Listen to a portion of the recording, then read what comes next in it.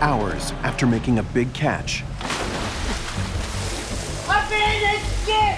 a fishing trawler goes down off the coast of Alaska. I can't imagine how horrifying that would have been. 15 men are lost with no mayday call. The worst day of my life. The wreckage sparks controversy. When I look at that video, I see a hole. But what investigators find is even more shocking. Oh no, don't tell me. Can it explain the deadliest U.S. fishing disaster in 50 years? It's the absolute nightmare of all nightmares.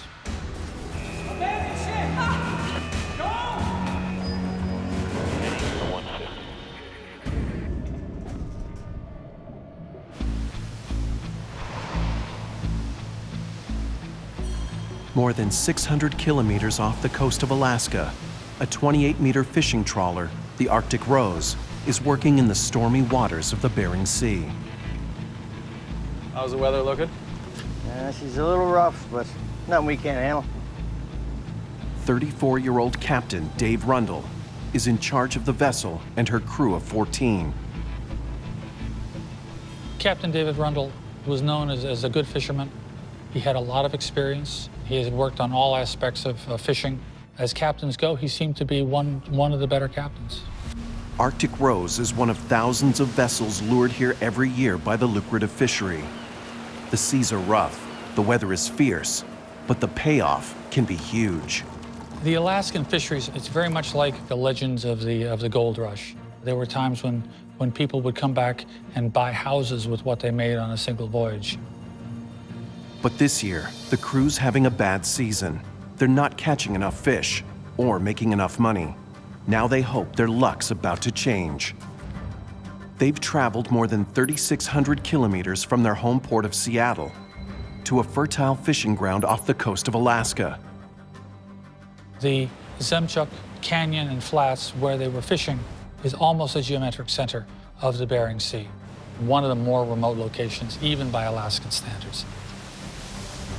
Their second day here, they've already struck Bering Sea gold, a 10-ton catch of valuable flatfish. If you got 10 ton, that was a big bag for that small of a boat. And you're happy if it was all the stuff you wanted. Well, at least we're on the fish. Yeah, better late than never. We may actually get paid here. They're hoping for more of the same tomorrow. Mike Hastings was the previous captain of the Arctic Rose. He knows just how quickly a fisherman's luck can change. Fishing in general is a gamble. You gamble your entire life, your livelihood, your house, everything on what you're gonna catch during any given season. So what are you thinking for tomorrow? I think we stay put. Here, take a look at this. Captain Rundle's plan is to hold their position overnight so they can drop their nets in the same place tomorrow morning. We just keep jogging in the same spot. Yeah, You know, I mean, if it ain't broke, right? don't fix it. You got it. To stay on the money, they'll need to turn their boat back and forth in the heavy seas. It's a maneuver they call jogging. It's a fine art to jogging in big waves like that. If you go down too fast, you can bury the bow in the wave and then you can break out your windows. It's not rocket science, but it's easy to make a mistake. According to his parents, Rundle always had a knack for catching fish. Davy loved the adventure of the sea, the hunt, the chase, you might say. People liked him, they listened to him, and it's true, he was very good at finding fish. Rundle and his first mate, Carrie Egan, are experienced seafarers, but most of their crew are completely green. Hi, fellas. What you been here? When they signed on for the season, many had never even fished before or worked in what's rated as one of the deadliest industries in America. It's quite dangerous. The whole being in the Bering Sea is not a picnic. by any way, shape, or form. If you screw up, you don't make it back. You gotta be tough. You gotta be tough. There's a good reason why the crew of the Arctic Rose is so green. As one of the smallest processor boats on the Bering, it doesn't make as much money as the bigger boats that can carry more fish. In the Alaskan fisheries, the crew tends to be paid all or in part as a share of the profits of the voyage. So they couldn't get the experienced personnel. They caught anybody they could get. No problem. The boat is cramped and uncomfortable. Arctic Rose is so small, the fish factory is squeezed onto the same deck as the galley and crew quarters. 20-year-old Jeff Meinke is the youngest crew member aboard. Can't believe we're not done yet. It's all money in the bank. He's saving up for veterinary school. According to his mom, he's looking forward to a bright future. Jeff was a nerdy kid. He was real smart. He liked science. He liked everything. He had to know about everything, and he was always asking questions. It's an exciting time for Jeff. He just got promoted to deckhand. It pays more than working the slime line, gutting the fish. How'd you talk me into this mess? Oh, you love it. Oh, yeah. A friend of his, Jimmy, had actually been up on the water the year before and talked him into going up. Jeff's never been one to go fishing. He doesn't even like fish. We both tried to talk him out of going on this because it's very, very dangerous. He's 20 years old. This is an adventure. Nothing's gonna happen. Nothing ever happens when you're 20 years old. While the crew processes the day's catch, up on the bridge, Rundle radios his friend John Nelson, the first mate on their sister ship, just 16 kilometers away. How's it looking for you guys? Pretty good haul today. It's a chance for the two friends to catch up and share information about where they're finding the fish. They had a lot in common. They both had little kids about the same age and stuff, so they enjoyed talking to each other. And John's a pretty nice, good person. Yeah, I hear you, brother. Keep fighting the good fight. All right, John. Talk soon. If you get a good crew, usually that crew sticks together. They look out for each other. They kind of become a family, sticking together as brothers, brothers of the water, I guess. Hey, Jeff. The crew finishes cleaning up for the next day. Their season is almost over, and soon they'll be heading home.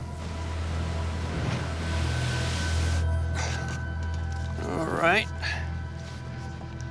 It's back to the sardine can.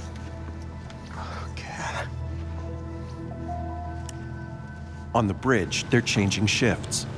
Okay, she's all yours. Dave, I got it. Go get some sleep. Yeah. All right. Give me a call if you need me. All right. First mate Carrie Egan will stand watch overnight, and Captain Rundle heads to his bunk behind the bridge. After 16 years at sea, Davies decided to call it quits and make this his final season. Davey absolutely adored his family. His wife, I've never seen a guy look so lovingly at a gal as I've seen Davey look at Carrie. Loved his family, loved his boys. I think that meant more to him than anything.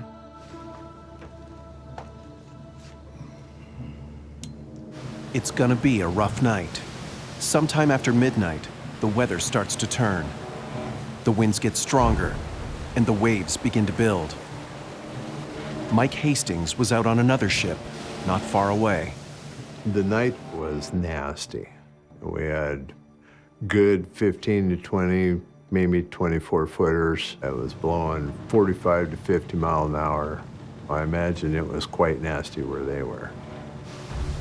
Then, around 3:30 in the morning, something isn't right. But all of a sudden, it takes a large lurch. What the? And they're thrown out of their bunks. What's happening? The crew knows they're in deadly danger. Get up! Get on your feet! Davey!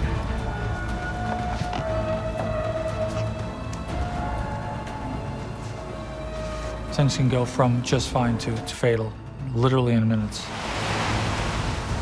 Icy seawater is surging into the boat.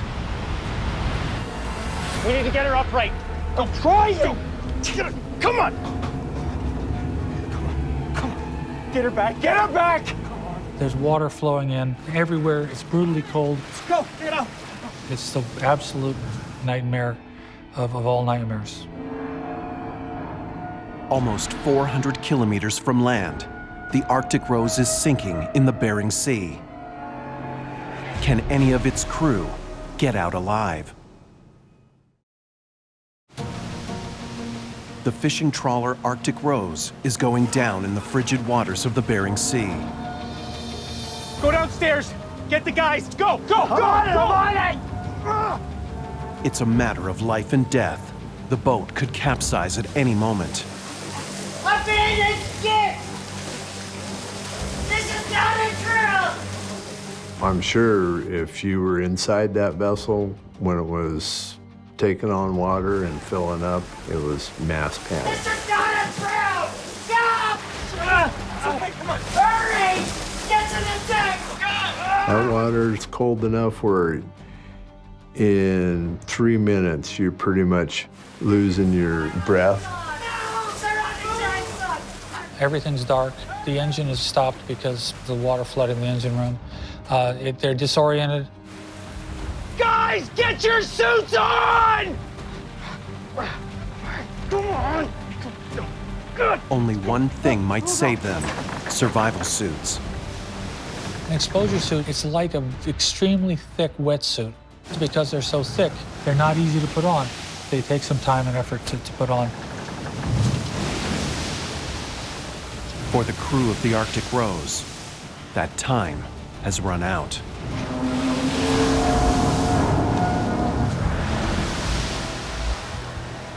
I had this dream the night the boat went down, and I woke up in a sweat. I actually saw the boat like it was going down.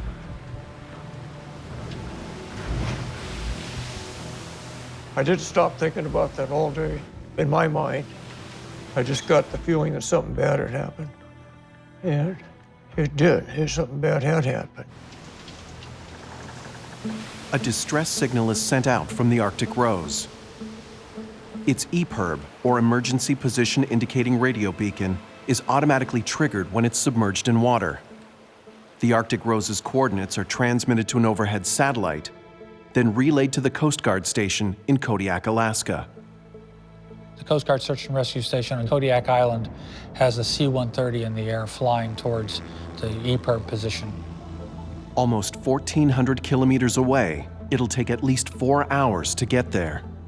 If you put the exposure suit on and seal it properly, you can have 12 to 16 hours. If you don't have a survival suit on, you're just pretty much done. As they rush to the wreck site, Coast Guard pilots contact Arctic Rose's sister ship, the Alaskan Rose.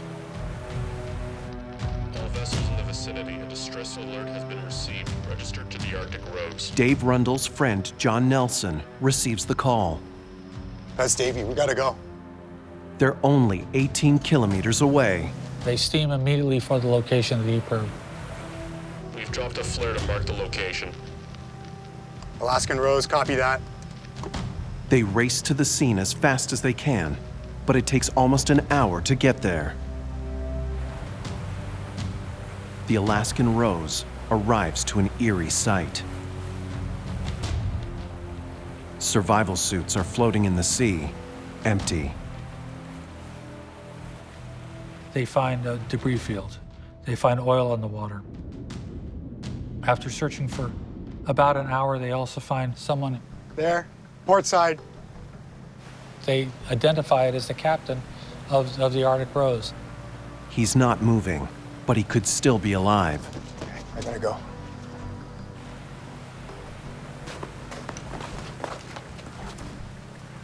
John Nelson puts on an immersion suit. and jumps in the water with the tether.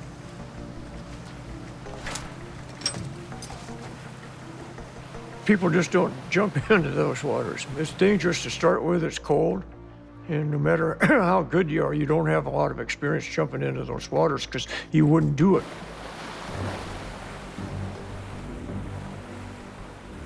His tether's not long enough. He unclips his tether and swims on his own. It's an astonishing act of bravery. Nelson is risking his own life. And it's for his friend, Dave Rundle.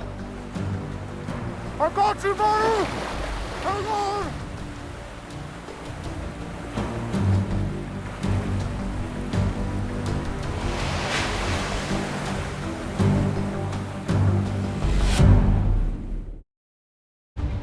5 hours after the Coast Guard receives a distress signal from the Arctic Rose, the crew of her sister ship are desperately trying to save its captain, David Rundle. John Nelson starts dragging him back toward the Alaskan Rose. They're both hauled back and then hauled aboard the boat. Come on!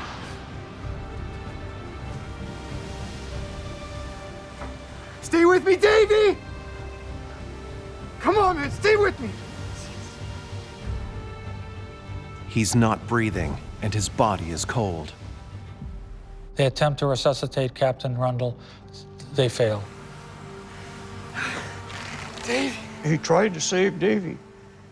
He was doing CPR, and he must have done it for a long time.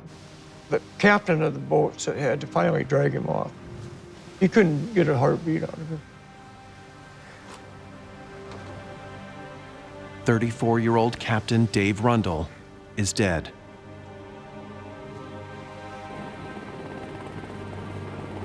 Despite 2 days of intensive searching, no survivors are found.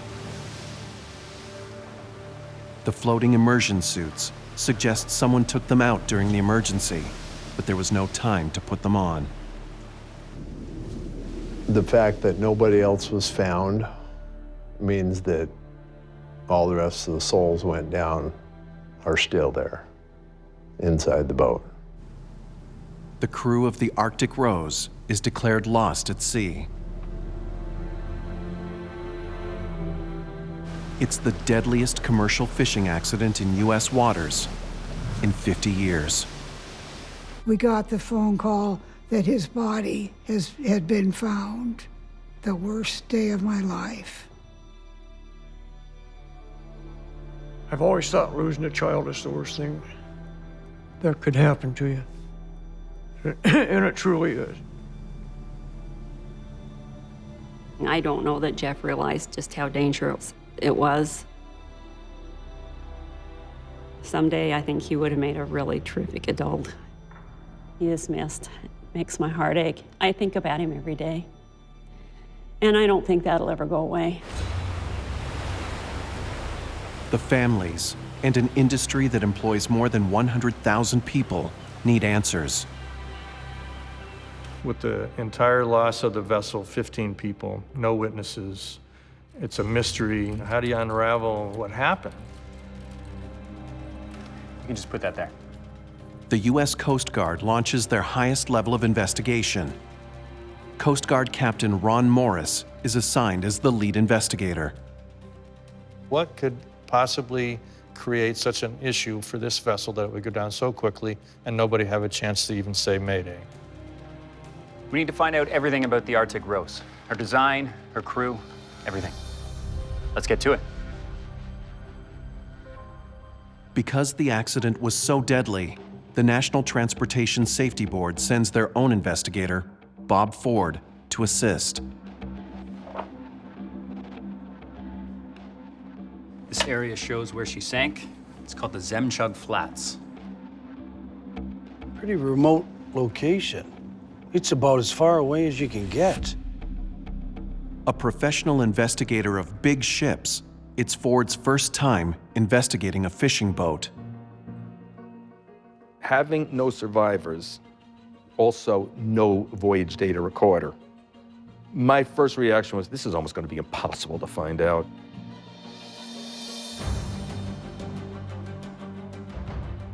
It was supposed to be done in 6 months.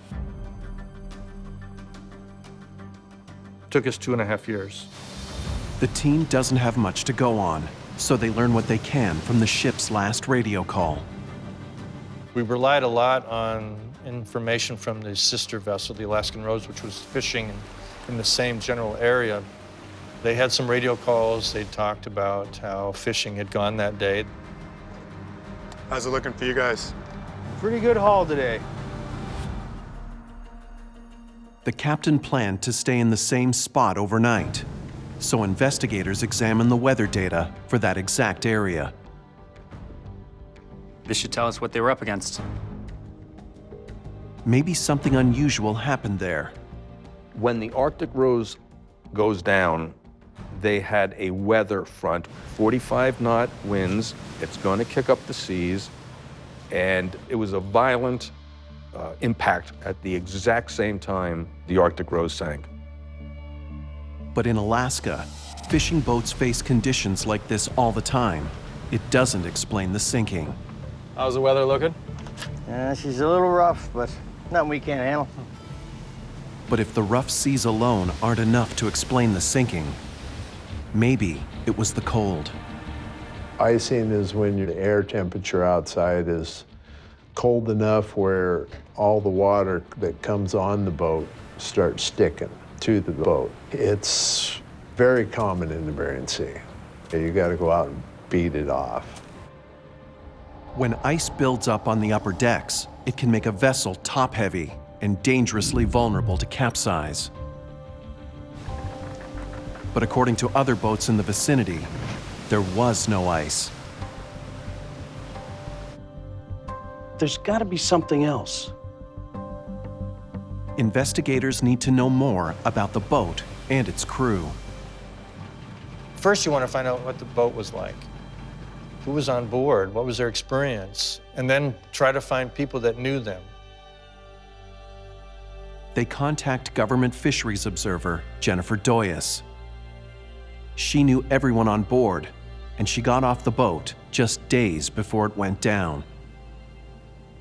I was only home for a day or two when I got a call from the Coast Guard. It was shocking. I cried. It was a hard thing to process. The picture of the boat sinking, being trapped underwater, not being able to escape. It's hard not to imagine that and for it to kind of torment you. So you boarded the boat on March 1st? That's right. And how long were you there for? 3 weeks. Doyas has been aboard many different fishing vessels, and she's able to provide detailed observations about the operation of the Arctic Rose.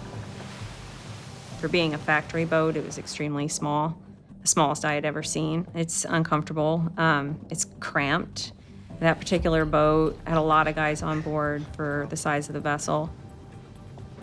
But that crew was surprisingly easygoing. They got along well. And what about Dave Rundle? Investigators turn their focus on the captain. Did he do enough to prepare the crew for an emergency?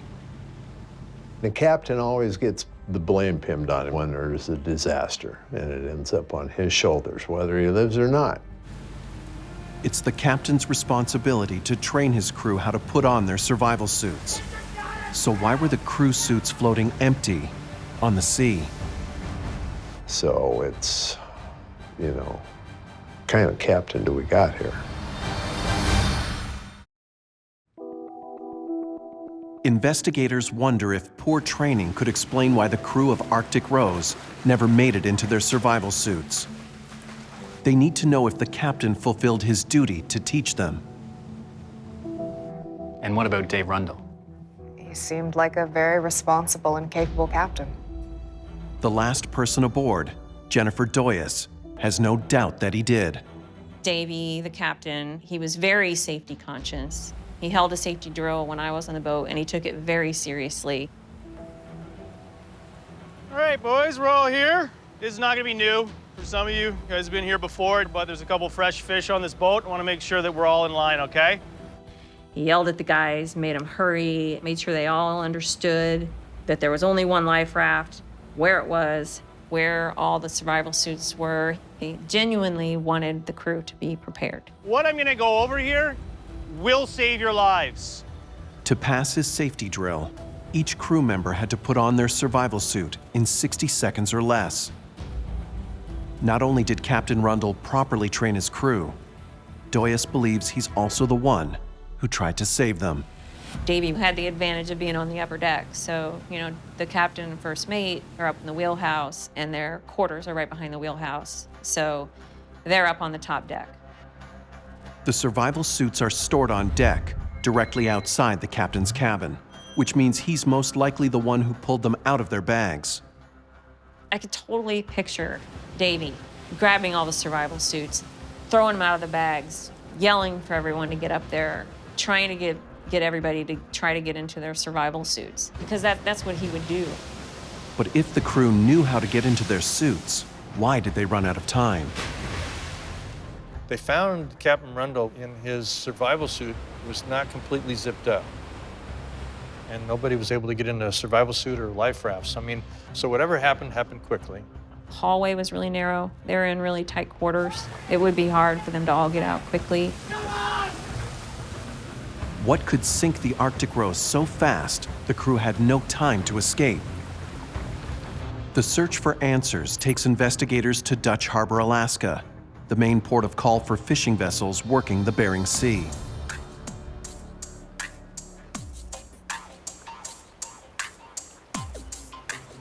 So how long were you working on the Arctic Rose?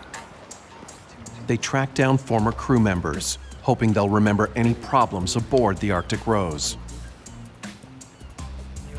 We needed to get to Dutch Harbor and just find people, fishermen off the street, go to repair facilities. It just hit everything we could. It's called gumshoe investigative work, I guess would be the best way. Just keep trying to find people. Dutch Harbor is the Arctic equivalent of the Wild Wild West.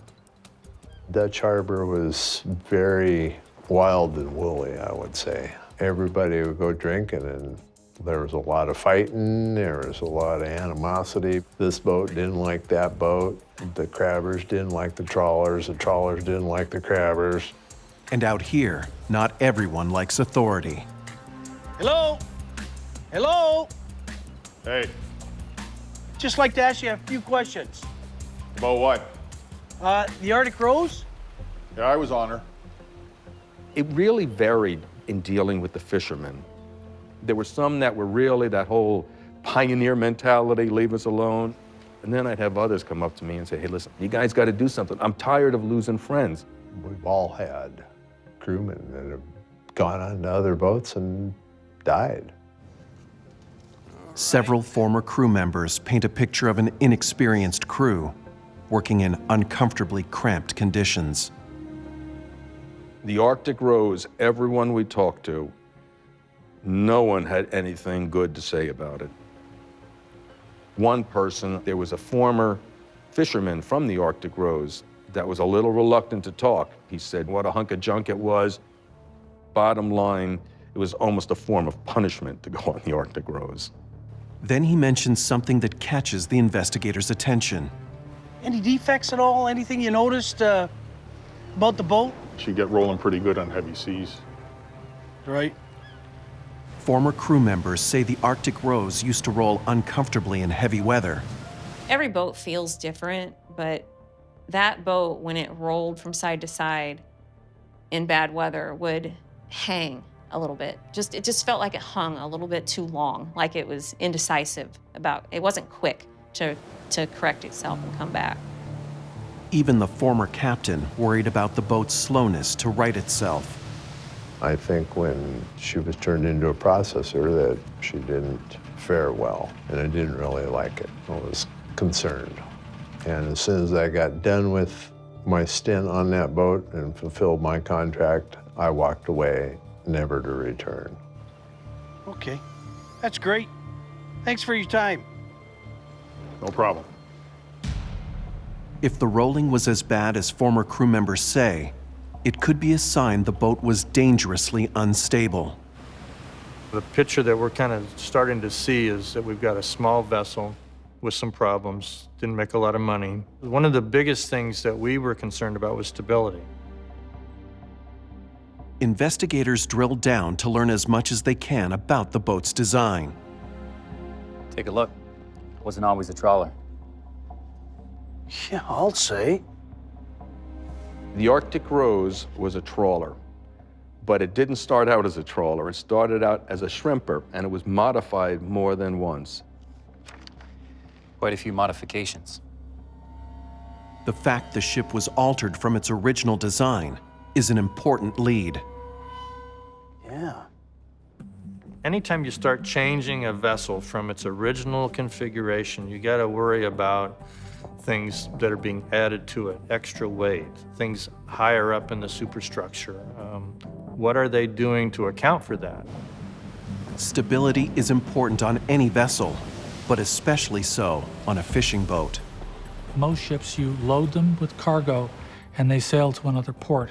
And you calculate the stability, and the stability stays about the same. Fishing boats, stability is changing all the time. As soon as they start catching fish, their stability changes. They're also hoisting heavy nets up into the air, which is detrimental to their stability. Your stability is always changing. Did converting the Arctic Rose into a processor make it so top-heavy it capsized in the rough seas? To find out, investigators meet the naval architect responsible for most of the changes. Okay, so we're just trying to better understand the modifications to the ship. Yes, I remember it very well. He provided us a lot of information. All the conversion information, fuel tanks, ballast tanks. He was very valuable, what he provided. Changes to Arctic Rose include adding the entire processing factory, a concrete floor to level the deck, and a massive steel gantry to haul the net. I had to add quite a bit of weight to the vessel. It's not just the steel, but also the processing equipment, the freezers, the refrigeration system. Added weights up high mean that the vessel would become less stable. Investigators learned that although the modifications did make the boat heavier, as long as the watertight hatches were closed, the Arctic Rose was considered seaworthy and safe. It was all by the book. She should have been fine. Thanks for coming in. The vessel was small, but they'd gone through their stability test.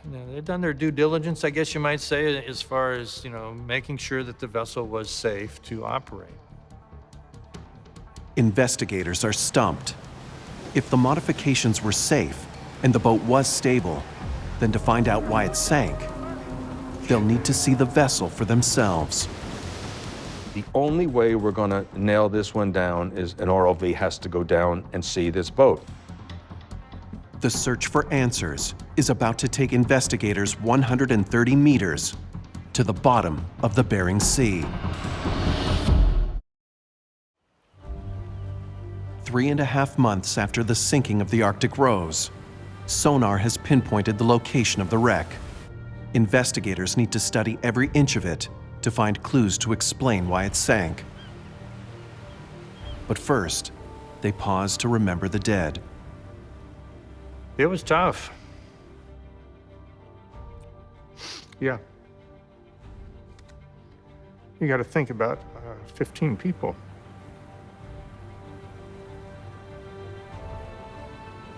And we said our words, and it was kind of surreal at that point. But anyway, that was tough.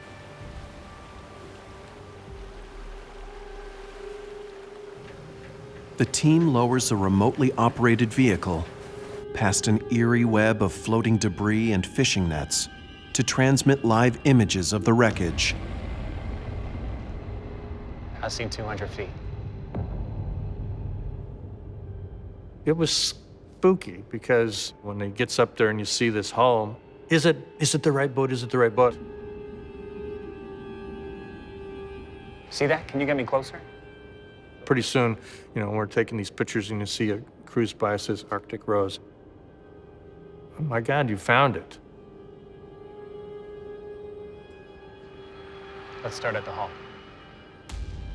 It was good to see the hull and the superstructure, and we started working our way up on this vessel.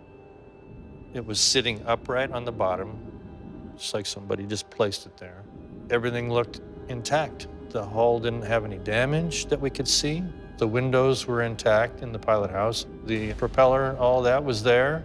So these are eliminating things. They're helping us see what the condition of the vessel is. What we saw, everything looked good. See that? Then, something on the hull catches their eye. We saw this dark spot on the hull. We didn't know if it was a hole or not. If it's a hole, it might explain what set off the disaster. When Bob Ford sees the footage, he's convinced. I see a hole. There's no doubt when I look at that video, that one light spot, and I finally looked at it and said, that is basically something internal to that space. That's what we're seeing a reflection back of. That's not a shadow. That's not paint. That's a hole. Not only does Ford think it's a hole, he also thinks he knows what caused it. The trawl doors were missing. Trawl doors are steel fins designed to hold the fishing nets open during fishing.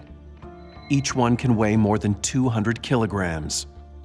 So they would trawl during the day, but at night they would keep them winched into the side of the boat. The starboard trawl door could have been fastened just meters away from what Bob thinks is a hole. Is it possible it broke free and slammed into the hull during the storm? I am convinced it is the trawl doors that broke loose and popped a hole in it and punctured or ruptured the hull. Coast Guard investigators on the scene decide to test what they're seeing. If it's a hole, they should be able to pass the arm of the ROV right through it. We put the ROV right up next to the hull. We had this little manipulating arm, and we were tapping at the hull, trying to penetrate it, and it didn't. I don't think that's a hole. To us, it appeared like it was just paint that had been chipped off or missing. It might have been hit by a trawl door and taken off that paint, but we didn't think it was a hole in that vessel. Coast Guard investigators are convinced the odd marking is not a hole, and they continue exploring the wreck. Then, at the stern of the vessel, they find what could be the smoking gun, a large open hatch. Oh no, don't tell me. The opening leads to one of the largest compartments on the boat, the fish processing area. The weathertight door on the starboard side being open is an important issue for us because it's supposed to maintain watertight integrity. Why was it open? The open hatch is wide enough that each crashing wave could land tons of seawater inside the processing area. The hatch is open. In that weather, a lot of water could have gotten in. It's possible the door was simply left open when the crew tried to escape. But testimony from Jennifer Doyas suggests otherwise. It was not uncommon for the weathertight door to be open. And you saw that firsthand? Yes, I did. The rear hatch out of the factory onto the main deck. They were just in and out of that hatch all the time. They tended to leave it open. During the investigation, there was a lot of talk about that, and because that was the most critical point where water would enter the boat. If your door's tied open, you could definitely get water in that door. The hatch was found open. The boat was heavy, and it was in a storm. It's a bad combination, but is it enough? If the processing area was the only area flooded, it shouldn't have caused the Arctic Rose to sink. Captain Rundle's friend, John Nelson, has already provided another clue. So you spoke to him that night? Yeah, I spoke to Davey. All right, John. Talk soon. Something Davey told him that night might finally explain why the Arctic Rose went down. Investigators examining the sinking of the Arctic Rose have uncovered an important piece of the puzzle, a detail from the last conversation between the captain and his friend. He's concerned about the sub pumps. They discuss the fishing, they discuss the problems they're having. Yeah, the damn pump got clogged again. Captain Rundle's talking about how the sump pumps are being jammed by fish heads and entrails because the crew does not know how to keep things clean. Dave Rundle's biggest complaint, they just wouldn't keep the gut chute, the processing space clean and clear. Maybe they just didn't recognize the danger. It's a troubling discovery. Clogged drains could have allowed water flooding into the processing area to build up even faster. But what made it deadly was the fact the aft hatch wasn't the only one the crew likely left open. They left the hatches open all the time. And it wasn't just the back hatch. All the interior hatches were always left open. So if the vessel started to flood, it would take no time at all, once the water got to a certain level, for it to spill down into the engine room, into the galley. I mean, the whole boat would flood so fast. The water would accumulate and wouldn't be able to be pumped out. With the hatches open in bad weather, water could have passed through the processing area and down into the engine room in as little as 1 minute 40 seconds. It's not enough time for the crew to escape. In a dark room, upside down or on your side, how do you get out? I mean, I can't imagine how horrifying that would have been for people. 2.5 years after the tragedy, Coast Guard investigators believe they now know what likely sank the ship. Okay, here's what our analysis shows. Around 3:30 in the morning, the Arctic Rose is jogging through rough weather. You got the mate on watch. Everybody else is probably asleep, waiting for the next morning to have a good trawl. Large waves begin to wash over the aft deck into the open hatch. With the door open, water's coming in. It all starts flowing through our open hatch. Water floods into the processing area. With several internal hatches also open, water surges into the main cabin and down into the compartments below. Followed through and into the lower levels in the engine room. The flooding causes the Arctic Rose to roll onto its side. Each time she rolled, more water flooded in. Engine stalls. The boat starts going down by the head. Rundle realizes it's too late. Started getting the bags out of the survival suit locker. Whether he knew it or not, he was sacrificing himself for his crew. And they just ran out of time. Very quickly, she rolled laid over on her side and sank. Her crew, fighting for their lives, are likely trapped inside as the Arctic Rose goes down. It would have been over in a matter of minutes.